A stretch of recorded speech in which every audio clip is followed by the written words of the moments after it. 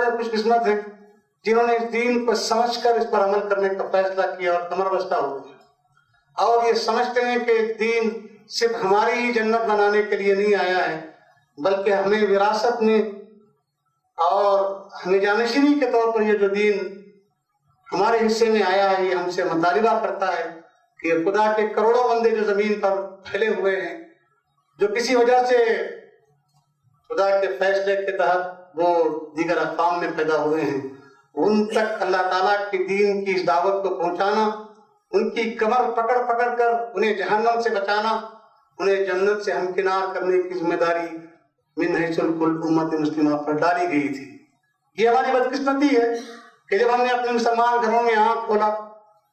ہمیں نماز کا طریقہ سکھایا گیا، روزہ رکھنے کی باتیں بتائی گئی، ہمیں زکوٰۃ کے اصول و ضابطے سکھائے گئے،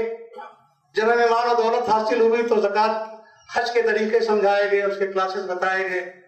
ہمارے درمیان میں علم و حکمت کی باتیں بتانے والے، افتاء کی باتیں کرنے والے، فقہ کی باتیں کرنے والے، اصول حدیث اور اصول تفسیر کی باتیں کرنے کے لیے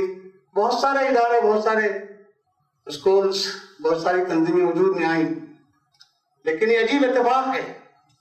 کہ وہ کام جو انبیاء کے ذریعے سے اللہ تعالیٰ نے انسانوں کی خدمت کے لیے بھیجا تھا، وہ ہمارے ذہنوں سے کھوج کے نکال دیا گیا۔ ہمیں یہ محسوس تک نہیں ہونے دیا گیا، یہ ہمیں معلوم تک نہیں ہونے دیا گیا کہ ہم اس زمین پر صرف مسلمان بن کر، مسلمان رہ کر مرنے کے لیے نہیں آئے ہیں، بلکہ ہم ایک دائی گروہ کی حیثیت میں اس زمین پر پیدا کیے گئے۔ ہماری یہ ذمہ داری ہے کہ